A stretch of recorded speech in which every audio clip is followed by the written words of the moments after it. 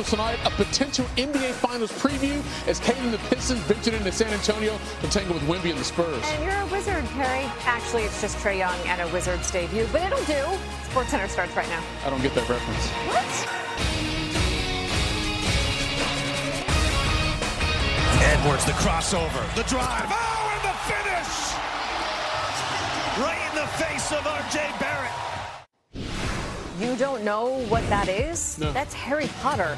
Never All right, seen it. Spurs have won 12 of 13. You know, that doesn't surprise me. Pistons, 10 of the last 13. They are the best in the East. Those fans flew from France to see Wemby play, about 30 of them. And you know what? He put on a show, as you would expect, because this is back-to-back possessions. Wemby gets his own miss, gets fouled on the slam. He'd make the free throw. Spurs led 45-31. Of course they did.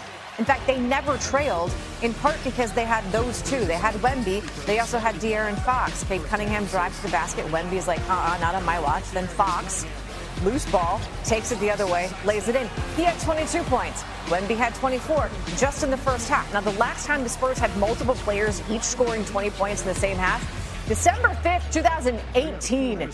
Spurs led by 16 at the break. Early in the fourth quarter, Spurs up 8, make that 10. Okay.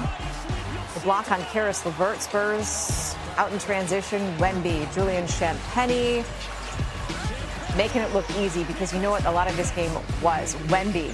Now the block on Cunningham. He had 5 of those to go with his 38 points and 16 rebounds. The Spurs pick up their 13 wins and the last 14 games.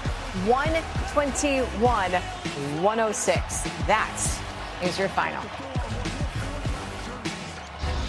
It seems like everybody you play, they try to impose their physicality on you guys. Are you getting to the point to where you're welcoming that? And how are you dealing with that physicality up to this point? Yeah, I mean, since we played Golden State the last game before All-Star break, they were extremely physical. They got up on us by, I think, almost 19 or 20. And from that, and from since then, I told them, like, this is what every game's going to feel like. This is exactly what the playoffs is going to feel like. So I think we've been able to embrace that, go out. We still continue to play our game. I mean, we want to get stops, we want to get out in transition, but we know that we have to be able to take physicality and give it back as well. And we've been able to do that during this stretch. Usually what you want to see from the regular season is being good against top teams and being great against small teams. So I don't know our record about everywhere in the league, but that's for sure reassuring. It shows potential. Look at this guy. Look at that. Kind of a treat. Right? Michael Wilbon joins us now. We brought him. Hi, I like that. We brought him in because we thought that this game sort of felt like it had NBA Finals preview potential. The Spurs, though, they got the win. So I want you to look at the statement. What kind of statement did they make tonight? Wait, Nicole, you mean you and I aren't going to start off with how the NFC North is affected by the DJ Moore trade? I'm so disappointed. No, Thankfully, we're not. We can talk about my love for Ben Johnson if you want, but we might run out of time.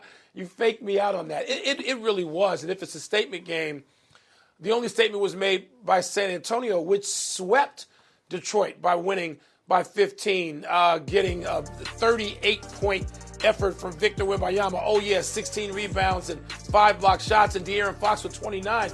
And they just had too much firepower. And that seems to be often the story right now for Detroit. I mean, Cade Cunningham was 10 for 26, but he winds up with 26 points, but not enough help, not nearly enough help offensively.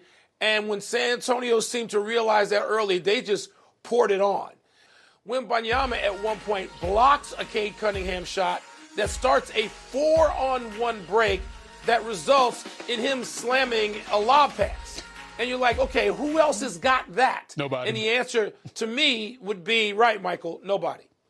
Well, look, Wemby's been making a statement all season long, right? Mm-hmm. That's for sure. Game 1. But Friday night, we've got a treat because a lot of people didn't expect to see this, Wilbon, because Shams Charania is reporting that Jason Tatum is expected to return for the Celtics a little less than 10 months after rupturing his Achilles. Now, look, whatever he gives them is going to be gravy at this point, right? But considering how well they played without him, what does this do, though, to their realistic expectations once the playoffs start? Does this make them the favorite in the East?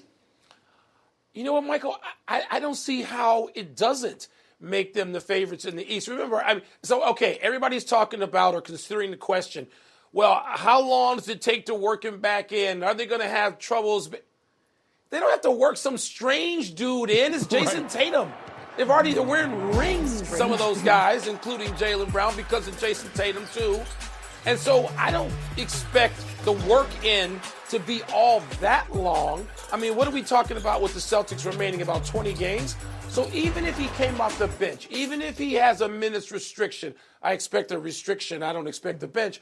But whatever role it is. So let's say it takes him 8 to 10 games to realize that. I mean, if he is whole physically or close, and it's what's unthinkable or difficult to wrap my head around is coming back that soon from that specific injury. I mean, we've all been following sports a long time, and people need a year, 13 months, 14 months, no matter how great an athlete they are. And Jason Tatum comes back this quickly. So if he is, we look at him and recognize, oh, yeah, that's Jason Tatum. And the Celtics are adding him without subtracting anything other than working him back in.